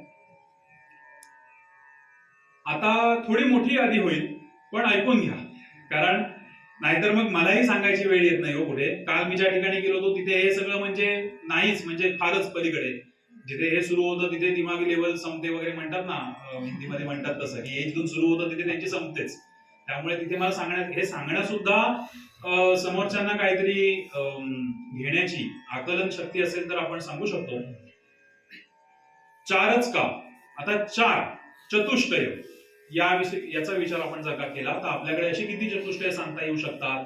सामान्यतः कोणालाही सांगता येतील ती अशी भरपूर चतुष्टय आहेत. आणि या सगळ्यांची संमती या 4 श्वानांचं अर्थ वेगळे लोक त्या दृष्टीने घेत असतात. म्हणजे कोणी म्हणतं 4 आहेत ते वेद आहेत, ऋग्वेद, यजुर्वेद, सामवेद, अथर्ववेद, हे ते 14 जण आहेत की जे दत्तगुरूंच्या पायाशी आहेत, समर्पित झालेले आहेत. पटतंय आपल्याला, पटतंय बरोबर. हे 4 वेद आहेत अशी काही जणांची मान्यता आहे. आता अशा किती मान्यता आहेत त्या आपण बघूया. काही जण म्हणतात हे 4 आहेत ना, हे 4 महायुग आहेत, युगे 28 वगैरे ते सगळं आहे ना, तसं ते 4 महायुग आहेत. सत्ययुग, त्रेतायुग, द्वापारयुग, कलियुग, अशा दृष्टीने 4 महायुग आहेत. काही जण म्हणतात हे 4 वर्ण आहेत, ब्राह्मण, क्षत्रिय, वैश्य आणि शूद्र. नाही, याच्यापेक्षा सुद्धा आणखीन काही जण म्हणतात ह्या 4 मुक्ती आहेत. ज्या वेळेला आपण दत्त महाराजांना शरण जाऊ, ज्या वेळेला त्यांच्या पायावर डोकं आपण ठेवू, त्यावेळेला आपल्याला ज्या मुक्ती मिळणार आहेत, 4 मुक्ती साधी येला, बरोबर ना. इथे खरं काय झालंय, मला दत्तगुरूंनी नेमका दिलाय घसा, काही लोकांना देतात गळा, मग ते पटकन गाणं म्हणतात. तर मला काही गाणं बिणं म्हणता येत नाही, मी काही गाणं शिकलेलं नाही, त्यामुळे आम्ही या व्याख्यान या स्वरूपामध्ये आहोत. त्यामुळे प्रोज आहे. आता तुम्ही इथे समजून घ्या की इथे तेणे मुक्तीचारी साधी आल्यावर गाणं बिणं म्हटलं, आलाप दिली, ते घशाने काही ते शक्य नाही, ते गळ्याने शक्य आहे. तो गळा झाला डेव्हलप तर आपण 2-4 वर्षांनी बघूया. मुक्ती सलोकता, समीपता, स्वरूपता, सायुज्यता, या 4 प्रकारच्या मुक्ती आहेत. यांचा अर्थ सुद्धा सांगता येईल, बघू परत कधीतरी. नाही, हे 4 आहेत ना, ह्या 4 वाणी आहेत, 4 वाणी आहेत असंही काही लोक म्हणतात. किती चतुष्टय आपल्याकडे सांगितले? माझ्याकडे आता जवळपास 10-12 चतुष्टय आहेत, 2-4 सांगून झाली. वाणी आहेत परा, पश्यंती, मध्यमा, वैखरी. काही जण म्हणतात ह्या 4 अवस्था आहेत, जागृती, स्वप्नी, सुषुप्ती आणि तुर्या. आता ह्या तुर्या अवस्था आहेत. तुर्या अवस्थेचा संबंध गणपती जवळ आहे. अनंत चतुर्दशी, चतुर्थीलाच तो का येतो आणि चतुर्थीलाच तो का जातो, याच्या पाठीमागे ही तुर्या या विषयाचा अर्थ आहे. तो आम्ही गणपतीच्या उत्सवांमधून अनेक ठिकाणी जाऊन सांगितला, सार्वजनिक मंडळांना सांगितला, घरगुती गणपतींना सांगितला की तुर्या अवस्थेपर्यंत जो नेतो असं ते आहे. तर या बघा काय काय बघितलं आपण. वेद बघितले 4, महायुग 4, वर्ण 4, मुक्ती आहेत 4, वाणी 4, अवस्था आहेत 4, आणखीन 2 चतुष्टय याच्यामध्ये आहेत. आंतरिक शक्तीची चतुष्टय वेदांग सांगतात, उपनिषद सांगतात. आंतरिक शक्तीची चतुष्टय कोणती? इच्छा, वासना, आशा आणि तृष्णा, हे एक चतुष्टय इथे सांगितलं जातं. हे 4 जे श्वान बसलेत त्यांची नावं आपण घेतोय. हे सगळं आता मागे काय कशापासून सुरुवात झाली ते विसरायला नको व्हायला. या आंतरिक शक्तीच आणखीन एक चतुष्टय सांगितलं जातं, परा, इच्छा, ज्ञान आणि क्रिया, हे चतुष्टय आहे. सरी आतापर्यंत जवळपास 7-8 चतुष्टय झाली. काही जण म्हणतात हे 4 जण जे आहेत ना, हे ब्रह्मदेवाचे पाय आहेत. ब्रह्मदेवाचे 4 पाद सांगितलेले आहेत, वैश्व, तेजस, प्राज्ञ आणि तुर्य. दुसऱ्या एक चतुष्टयाचा विचार केला तर कोणी म्हणतं नाही, हे 4 पुरुषार्थ आहेत, कारण ते आपल्याला मिळवायचे आणि ते मिळवण्यासाठी दत्तगुरूंना शरण जा आणि शरण गेल्यावर ते 4 चतुष्टय मिळतील, म्हणून ते 4 आजूबाजूला बसले. 4 पुरुषार्थ, धर्म, अर्थ, काम आणि मोक्ष. हे 4 पुरुषार्थ मिळावेत म्हणून ते साधन तिथे ठेवलेली आहेत 4. म्हणून काही लोक म्हणतात हे साधन चतुष्टय आहेत. विवेक, वैराग्य, षटसंपत्ती आणि मुमुक्षत्व, हे 4 आहेत. विवेक, वैराग्य, षटसंपत्ती आणि मुमुक्षत्व. मुमुक्षत्व म्हणजे मोक्षाची इच्छा करणारे, अशी ती इच्छा, मुमुक्षत्व. विवेक म्हणजे विवेक माहितीये, चांगल्या वाईटाची समज, सोपी व्याख्या, फार खोलात जायचं नाही. चांगलं काय वाईट काय याची समज आपल्याला असणं म्हणजे विवेक. वैराग्य म्हणजे सोडून देऊ शकतो अशी बुद्धी. कुठच्याही क्षणी वैराग्य येऊ शकतो अनेक साधकांना अशा दृष्टीने. षटसंपत्ती ह्या एका शब्दामध्ये 6 प्रकारच्या संपत्ती सांगितली आहेत. शम, दम, तितिक्षा, उपरती, श्रद्धा आणि समाधान. हे 4 चतुष्टय ते 4 जण आहेत असं म्हणतात. काही जण म्हणतात हे 4 आश्रम आहेत, ब्रह्मचर्याश्रम, गृहस्थाश्रम, वानप्रस्थाश्रम आणि संन्यासाश्रम. आणि सगळ्यात शेवटी एक चतुष्टय आहे जे मगाशी सांगितलं, अंतःकरण चतुष्टय, मन, बुद्धी, चित्त आणि अहंकार. आता ही 12 चतुष्टय झाली, मधली 2 झाली आंतरिक शक्तीची, म्हणून 12 ने 13 चतुष्टय झाली. 13 चोक 52. 52 दिवसांचा काम आहे. रोज 1 तास किंवा पाऊण तास 25 मिनिटं म्हटली तरी चालतील लेक्चर. पण या सगळ्याचा विचार आपण जर का केला एवढ्या चतुष्टयांचा, तर ह्यातलं कुठल्या चतुष्टयाचा योग्य विचार केला तर ते आपल्याला पटणार आहे. वरपासून आपण मूर्ती बघत आलोय ना, डोकं बघितलं, हात बघितले, गाय बघितली, पटलं आपल्याला ते. मग त्यांच्याशी संदर्भ जुळेल असं शंकराचार्यांनी आपल्याला खूप काम करून ठेवलेलं आहे. शंकराचार्य जर का नसते ना तर आपल्याला खूप वेदांग कळलाच नसता. जसं नालंदा आणि तक्षशिला या मुस्लिम आक्रमणांनी सगळं जे जाळून टाकलं ना, जे ज्ञान शिल्लक राहिलं ना, त्यातलं हे किती आहे छोटस, मग जे जाळून टाकलं ते किती असेल. मग त्यावेळेला विश्वगुरु भारतनी, सोनिया की चिडिया वगैरे ते असेल, सोन्याचा धूर हे असणारच आहे, कारण हे आता येतोय ना, हाच धूर निघतोय नुसता अभ्यास करताना आणि वाचताना. पुढचं चतुष्टय आपण असा विचार केला पाहिजे की जे आपल्याला तिथपर्यंत नाही येईल. तिथे आचार्य सांगतात, शंकराचार्य, शरीरम स्वरूपम सदा रोगमुक्तम यशश्चारुचित्रम धनम मेरुतुल्यम गुरोरंग्रि पद्मे मनश्चैन लग्नम ततः किम ततः किम ततः किम ततः किम. दुसरा चरण फक्त महत्वाचा आहे, काहीच उपयोग नाही त्याचा, काहीच उपयोग नाही त्याचा, काहीच उपयोग नाही. ततः किम ततः किम ततः किम. कसला उपयोग नाही? गुरुरंग्रि पद्मे मनश्चेन लग्नम. जर का तुम्ही सद्गुरूंच्या चरणाजवळ तुमचं लग्न लावून टाकलं नाही तर तुमचा काहीच उपयोग नाही, काहीच उपयोग नाही, काहीच उपयोग नाही. आम्हाला हे गोष्टी जेव्हा सांगितली तेव्हा आम्ही पण त्यांना म्हटलं तुमचा काहीच उपयोग नाही, याचा काहीच उपयोग नाही. त्यामुळे मागचं बघा, सद्गुरूंच्या चरणाशी, दत्तगुरूंच्या चरणाजवळ आपलं लग्न लावून द्यायचंय. लग्न याचा अर्थ विवाह लग्न तो नव्हे. त्याच्यासाठी लग्न हा शब्द का आलाय त्याचं आणखीन वेगळं महत्व आहे. लग्न याचा अर्थ जी कधीच ताटातूट होऊ शकत नाही असा एक सोपा अर्थ आपण बघूया. लग्न या शब्दाचा अर्थ असा आहे की ज्याची कधीच ताटातूट होऊ शकत नाही. या टर्म म्हणजे या टर्मला लग्न असं म्हणतात. मग ते विवाह आणि ते इतर सगळं तो विषय वेगळा आहे. तर आपलं लग्न त्यांच्या सद्गुरूंच्या चरणाजवळ लावावं म्हणजे आपल्याला कुठल्या चतुष्टयातला विचार करावा लागेल. मन, बुद्धी, चित्त आणि अहंकार हे जर का आपण तिथे समर्पित केलं तर खऱ्या अर्थाने आपण आपल्या दत्तगुरूंच्या चरणाशी लग्न लावून दिलं असं होऊ शकेल. आणि हेच चतुष्टय आपण विचार केला तर आतापर्यंत जो विचार झालाय त्याच्यामध्ये हे चतुष्टय हा ठोकळा बरोबर बसणार आहे. मन, बुद्धी, चित्त आणि अहंकार. अशा प्रकारे आपण मूर्तीचं दर्शन घेतो. आपलं अंतःकरण चतुष्टय तिथे, अंतःकरण सगळं तिथे समर्पित करण्याचं कारण दुसरं असं आहे की ते आपले ड्रायव्हर आहेत. आपण गाडीत बसतो की नाही, चतुष्टयाच्या 4 टायर असतात, ते पण 4 आहेत, चतुष्टय आहे ते पण. यंत्र चतुष्टय म्हणायला हरकत नाही, यंत्र आहे ते. तो ड्रायव्हर आपल्याला जिकडे नेईल तिकडे नेऊ शकतो ना, म्हणजे कुठेही नेऊ शकतो. आपण सांगू तिकडे नेतो तो. मग यशाकडे पण तोच नेणार आहे, अपयशाकडे पण तोच नेणार आहे. म्हणजे हे ड्रायव्हर आहेत आपल्या अंतःकरण चतुष्टय.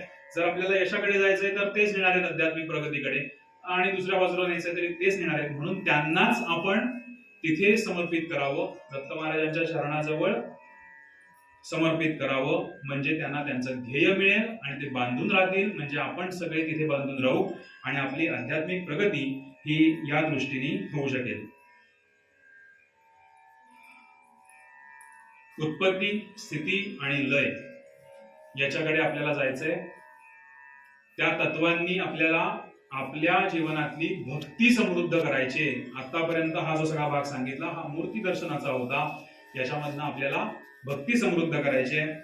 आपल्याला दर्शन कशा प्रकारे घ्यायचंय पुन्हा एकदा आपण बघूया की शास्त्रशुद्ध किंवा अपेक्षित पद्धत आध्यात्मिक यशासाठी आल्यावरती सगळ्यात आधी आपल्याला चरणांचं दर्शन घ्यायचंय, पावलांचं, पादुकांचं दर्शन घ्यायचंय. त्याच्या बाजूला हे 4 श्वान ठेवलेले जे बसलेले आहेत त्यांना आपण अंतःकरण चतुष्टय आपलं समर्पित करायचंय. मन, बुद्धी, चित्त, अहंकार सगळं तिथे ठेवायचंय. आपण पूर्ण शरण जायचंय आणि मग हळूहळू वरती वरच्या बाजूला गायीचं दर्शन घ्यायचंय. गाय आपल्याला काय देते, आपला समतोल ती कसा साधते ते बघायचंय. नंतर सगळ्या हातातल्या आयुधांचं दर्शन घ्यायचंय आणि ह्या आयुधांचं दर्शन घेऊन प्रत्येक आयुधाचा आपल्या जीवनात आपल्याला काय उपयोग आहे, कशा प्रकारे करून घेतोय हे झाल्यानंतर आपल्याला उत्पत्ती, स्थिती आणि लय या तत्वापर्यंत पोहोचायचंय. अशा प्रकारे आपण या मूर्तीचं दर्शन इथे घ्यावं.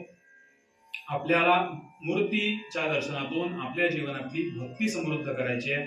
बरेच लोक, हल्लीचा ट्रेंड असा आहे की आमच्या मनात देव आहे, आम्हाला देवळात जायची गरज लागत नाही असं म्हणतात.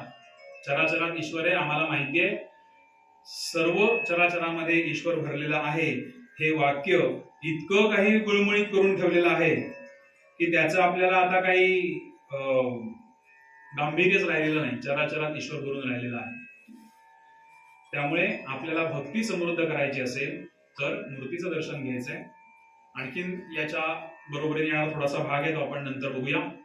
आपल्याला आता दुसऱ्या प्रकारचं दर्शन बघायचंय की चरित्र, दत्त महाराजांचं चरित्र. आपल्याला नेहमी आपण दरवर्षी जी गोष्ट ऐकतो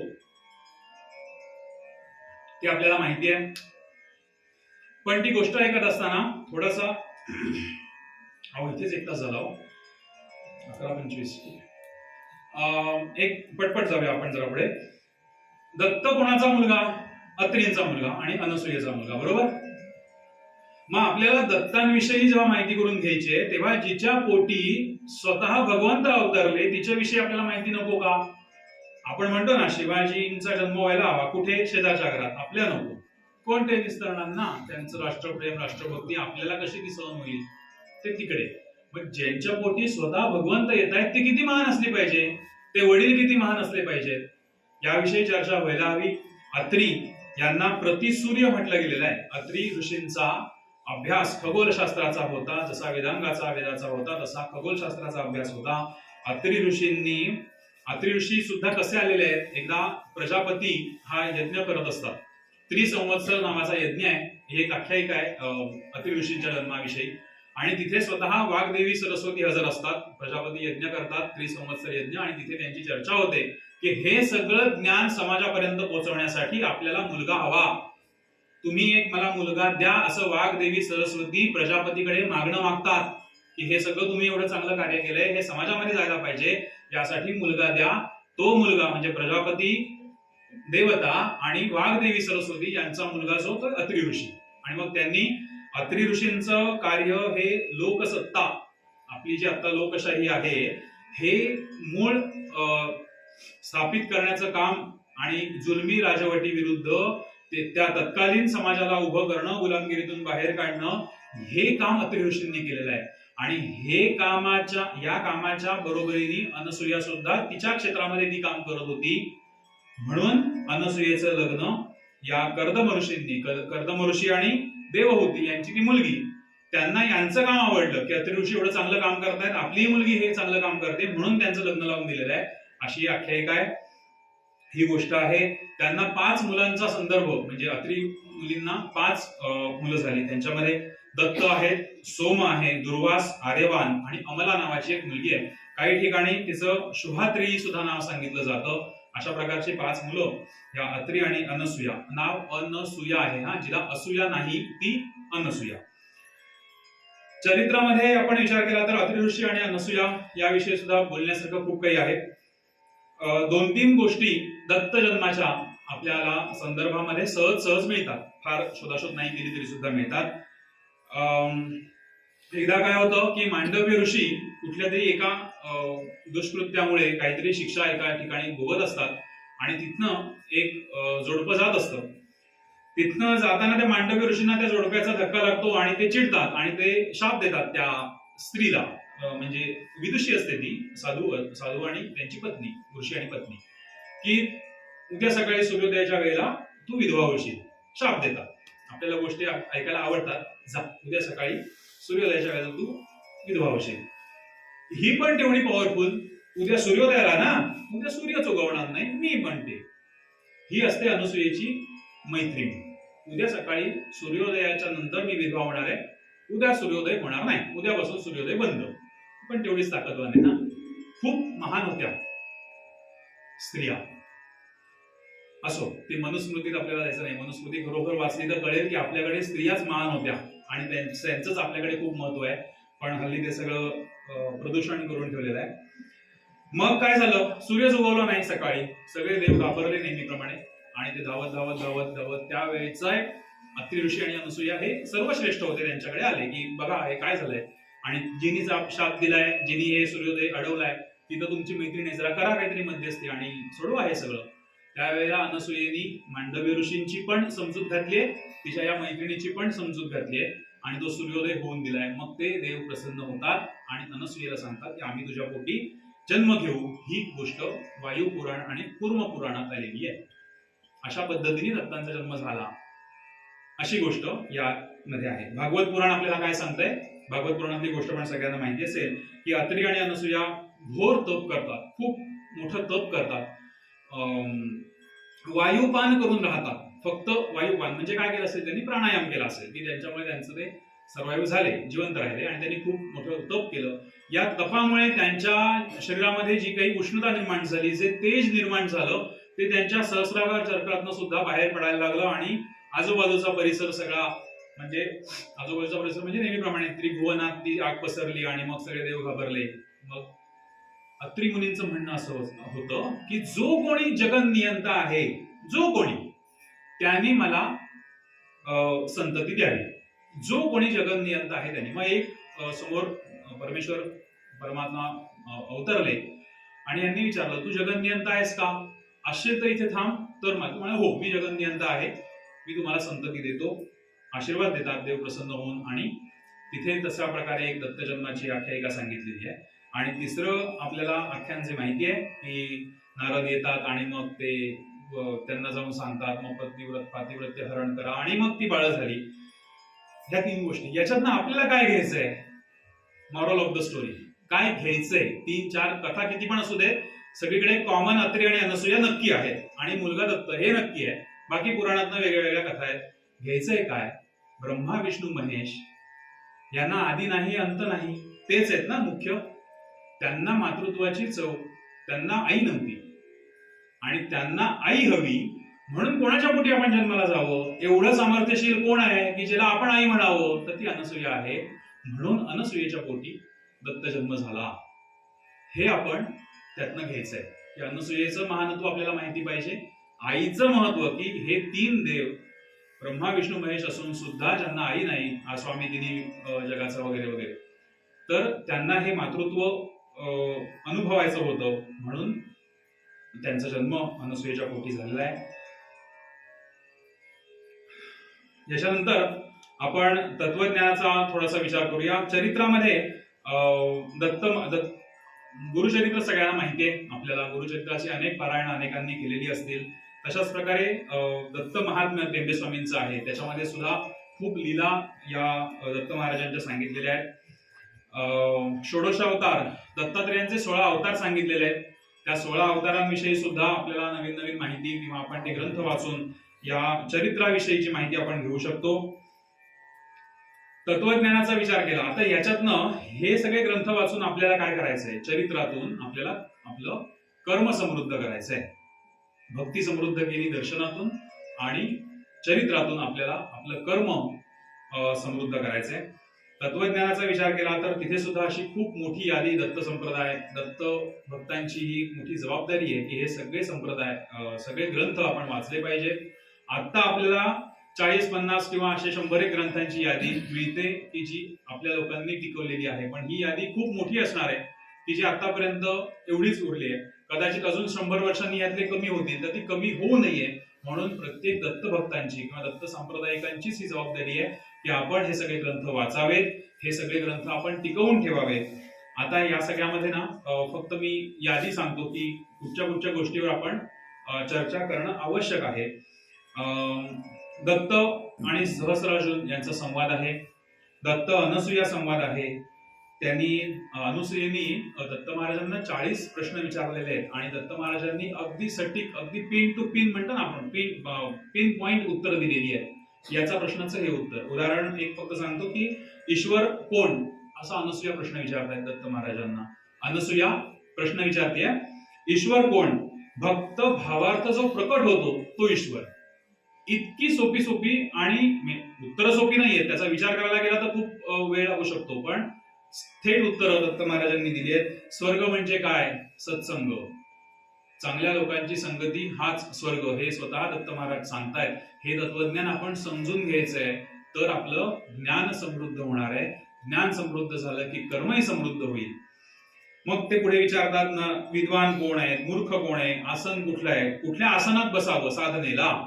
आता दत्त महाराज आणि साधना, उपासना हे जवळचे गोष्टी आहेत, तर आपण उपासनेला कुठल्या आसनात बसावं असा अनसूया प्रश्न विचारते दत्त अनुसूया संवादामध्ये. दत्त महाराज उत्तर देत आहेत, मनाच्या दृढासनात बसा.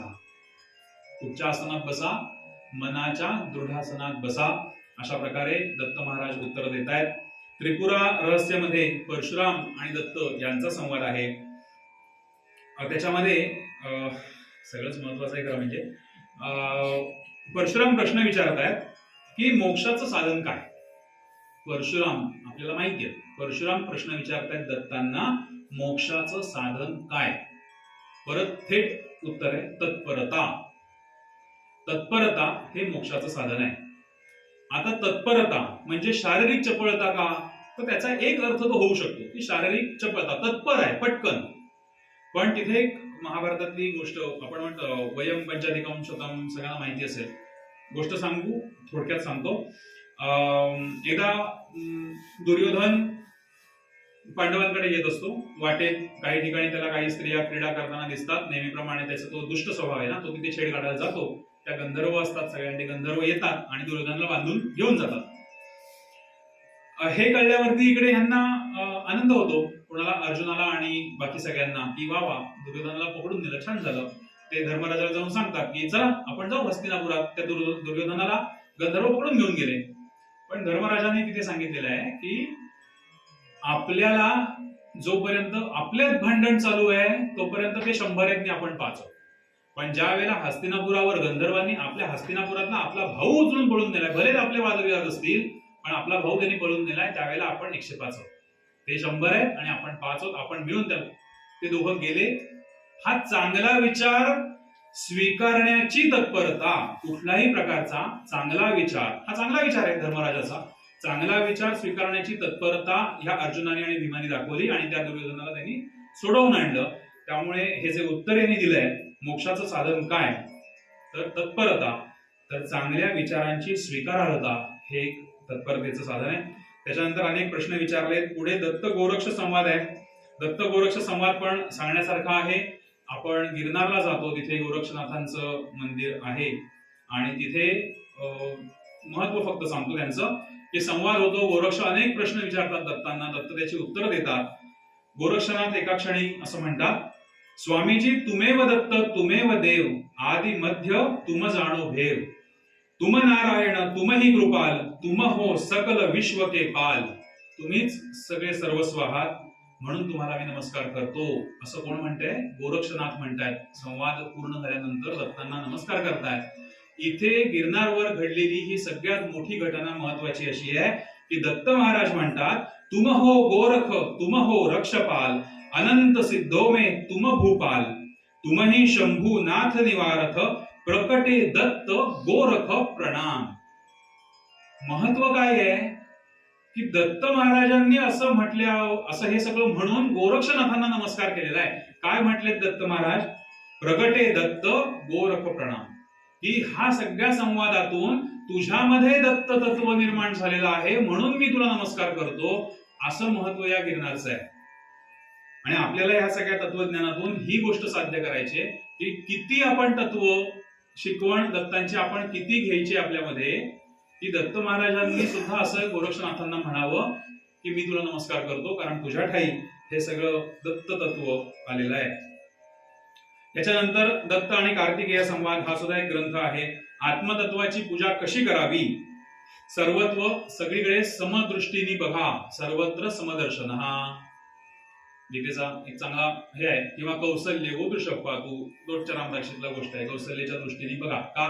कारण तिची दृष्टी सम होती, सगळ्या 5 भावंडांकडे आणि सगळ्या कुटुंबाकडे बघण्याची दृष्टी समदृष्टी होती. अशा दृष्टीने बघा म्हणजे आत्मतत्वाची पूजा कराल, असं दत्त सांगतायत कार्तिकेयाला. त्याच्यानंतर दत्तात्रेय यदुराजा संवाद आहे की ज्याच्यामध्ये 24 गुरु जे दत्तगुरूंनी केलेले आहेत त्याच्याविषयी ते यदुराजाला सांगतायत. त्याच्यामध्ये 24 गुरु केलेत आणि ते गुरु का केलेत त्यांनी याच्याविषयी सगळं प्रतिपादन त्याच्यामध्ये केलेलं आहे.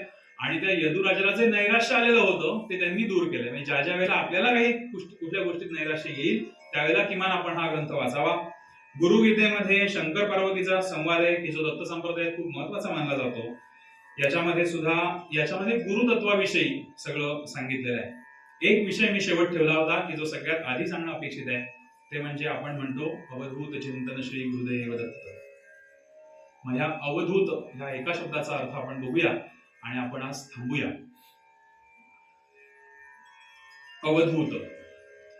अवधूत उपनिषद असं एक उपनिषद आहे की ज्याच्यामध्ये दत्त महाराजांचा सगळ्यात आवडता शिष्य आहे सांकृती. नाव लक्षात ठेवा, सांकृती असं त्याचं नाव आहे. सगळ्यात बरेच शिष्य आहेत, त्यातला त्यांचा आवडता शिष्य हा सांकृती आहे. कृष्ण यजुर्वेदाचं हे उपनिषद आहे. साधारणपणे इकडे यजुर्वेदी आहेत त्यामुळे त्यांचं ते जवळचा भाग आहे. दत्त उपनिषद हे कृष्ण यजुर्वेद, प्रत्येक उपनिषद हे कुठल्या ना कुठल्या तरी वेदाचं असतं. त्याप्रमाणे अवधूत उपनिषद हे कृष्ण यजुर्वेदाचं उपनिषद आहे. गुरु शिष्याचा संवाद.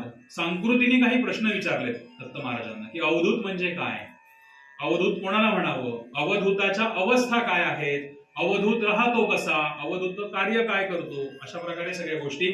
या सांकृतीनी दत्त महाराजांना विचारले, अवधूत कोणाला म्हणायचं? याचं थेट उत्तर दत्त महाराज देत आहेत, अक्षरत्वात वरेण्यत्वात दूत संसार बंधनात. म्हणजे काय? अक्षरत्वात, जो अक्षर आहे, अविनाशी आहे, कधीही नष्ट होणार नाही असा, म्हणून तो अवधूत ह्या 4 अक्षरांचा अर्थ दत्त महाराजांनी इथे सांगितलाय. अक्षरत्वात, वरेण्यत्वात, व म्हणजे वरेण्य. दत्त महाराज हे दत्तगुरु वरेण्य आहे. वरेण्य म्हणजे काय? आपण म्हणतो ना वर, जो वरला जाऊ शकतो असे वरेण्य. आपण सुरुवातीला म्हटलं होतं की तुम्ही हाक मारा, स्मर्तुगामी आहे, ताबडतोब येतील. ते वरले जाऊ शकतात, म्हणून ते वधू आणि वर. वधू वराला वरते, माळा घालते. आता हल्ली ते मुलं बघतात, मुली, ही नको, ही नको, ही नको. पूर्वी असं नव्हतं. पूर्वी मुली बघायच्या, हा नको, हा नको, हा नको. सीता स्वयंवर आणि सगळ्या स्वयंवरात आपल्याला माहिती आहे की ते स्त्रियांकडे दिलेलं आहे की कुणाला वरावं ही तिची इच्छा आहे. हे वरेण्य आहेत. मी वरेण्य हा शब्द कळावा म्हणून ही टर्म सांगितली की व याचा अर्थ वरेण्य, अक्षरत्वात, वरेण्यत्वात.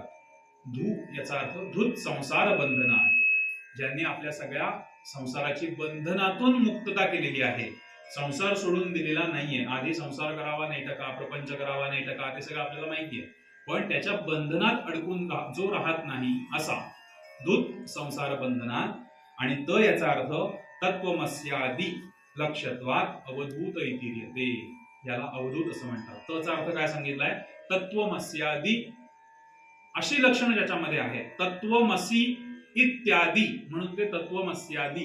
आता तत्वमसी आणि इत्यादी म्हणजे कोण? हे इत्यादी पण माहिती पाहिजेत ना. तत्वमसी, प्रज्ञानम ब्रह्म, अयम आत्मा ब्रह्म आणि एक, अशी 4 आपली वेदांची महावाक्य आहेत. तत्वमसी, अहम ब्रह्मास्मी, अयम आत्मा ब्रह्म आणि प्रज्ञानम ब्रह्म, ही 4 वेदांची महावाक्य आहेत. ही लक्षणं ज्याच्यात आहेत तो अवधूत. तत्वमस्यादी लक्षणामध्ये ही 4 लक्षणं आली, 4 महावाक्य जी आहेत ती त्याच्यामध्ये आली. अशा प्रकारे अवधूत या शब्दाचा अर्थ. मग पुढे 36 श्लोक आहेत या अवधूत उपनिषदामध्ये. अक्षरत्वात वरेण्यत्वात दूत संसार बंधनात तत्वमस्यादी लक्ष्यत्वात अवधूत इतिर्यते. आणि या सगळ्याच्या अनुभूतीची लक्षणं ज्याच्याकडे आहेत त्याला म्हणायचं अवधूत. या अवधूत, आता पुढे ते विचारतात, पुढे आता आपण नंतर बघू कधीतरी की अवस्था काय आहे अवधूताच्या, तो राहतो कसा, त्याचं कार्य काय आहे. तर अवधूत चिंतन श्री गुरुदेव दत्त असं म्हणताना आपल्याला अवधूत ह्या शब्दाचा अर्थ उद्या पण सकाळी आठवायला हवा आणि किमान उत्सव संपेपर्यंत आठवायला हवा.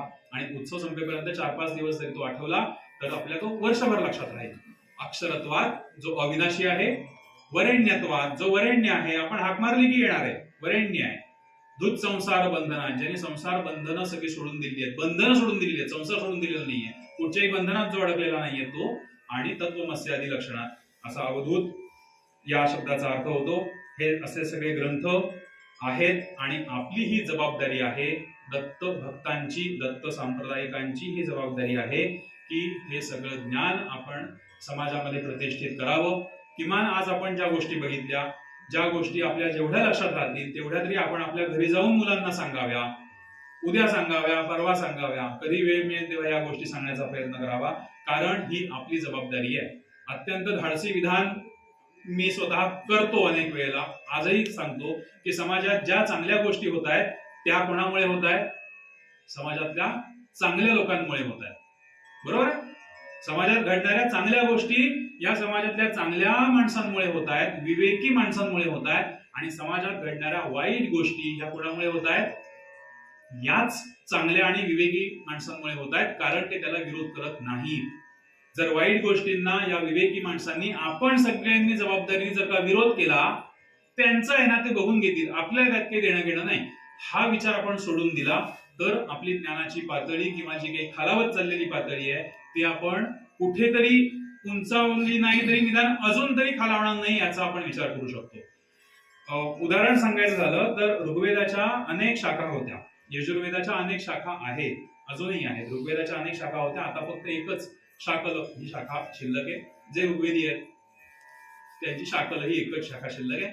यजुर्वेदी जे आहेत त्यांची कृष्ण यजुर्वेद, शुक्ल यजुर्वेद, काण्व, तैत्तिरीय अशा अजून आहेत 5-6. पण वेदांग उपनिषद असं सांगतात की यांच्या हजारो शाखा होत्या. सामवेदाच्या हजारो शाखा होत्या, कुठे गेल्या सगळ्या? लुप्त झाल्या, लोप पावल्या. का लोप पावल्या? एक तर त्या मुस्लिम आक्रमकांनी कापून काढले, आपले वंशज त्याच्यात गेले असतील, त्यावेळेला ते नाही प्रतिकार करू शकले. आपण आता आहोत ते प्रतिकार काहीतरी करू शकले म्हणून टिकले, किंवा त्याच्यानंतर त्या वेदाचं अध्ययनच कुणी केलं नाही. त्याच्याकडे चांगली माणसं, विवेकी, आपल्या ज्ञानी माणसं किंवा चांगला विचार करू शकतील अशी माणसं आहेत, त्यांनी त्याच्याकडे दुर्लक्ष केलं. आपलं नाही ते काम, आपण नाही करायचं, म्हणून या शाखा लोप झाल्या. असं भरपूर ज्ञानचे लोप पावलं, अनेक ग्रंथ लोप पावले. ते याच्या पुढे ज्ञान संपू नयेत. जी काही 108, 122, 150 उपनिषदांची यादी आपल्याकडे आता शिल्लक आहे, त्यातली 10 तरी उपनिषद टिकवण्याचं काम आपण करूया. दश उपनिषदांमधनं जे आम्हाला थोडं आम्हाला शिकवतायत, त्यातलं जेवढं शक्य आहे तेवढं आम्ही घेतोय, ग्रहण करतोय, आपल्यापर्यंत पोहोचवण्याचा प्रयत्न करतोय. या सगळ्यांना आपली ही जबाबदारी आहे की आपण अशा प्रकाराने ज्ञान प्रतिष्ठेसाठी मदत करावी. आमचा ज्ञानसैनिक संघाचा अशा प्रकारे उपक्रम भरपूर ठिकाणी सुरू असतो. आम्हाला 2 तास किंवा 1.5 तास बोलायची परवानगी या उपक्रमात नाही. 20 मिनिटातच आपल्याला ही माहिती सांगायची असते, पण आपण ऐकू शकाल. आणि हे एवढा मोठा विषय 20 मिनिटात मी खरंच नाही सांगू शकत. यातली कुठलीच गोष्ट 20 मिनिटात संपणार नाही. त्यामुळे आज थोडा वेळ जास्त घेतला. आपण इथे थांबूया. अवधूत चिंतन श्री गुरुदेव दत्त. आत्मा त्वं गिरिजामति सचरा प्राणा शरीरं गृहम्. पूजा ते विषयोपभोग रचना निद्रा समाधि स्थिति. संचार पदयो प्रदक्षिण विधि स्तोत्राणि सर्वा गिरो. यद्यत् कर्म करोमि तदखिलं शंभो तवाराधनम्. करचरण कृतं वा कायजं कर्मजं वा श्रवण नयनजं वा मानसं वापराधं. विहितम विहितं वा सर्वमेतत् क्षमस्व. जय जय करुणाब्धे श्री महादेव शंभो. जय जय करुणाब्धे श्री महादेव शंभो. जय जय करुणाब्धे श्री महादेव शंभो. अवधूत चिंतन श्री गुरुदेव दत्त. हर नमः पार्वती पतये. हर हर महादेव. भारत माता की जय. वंदे मातरम.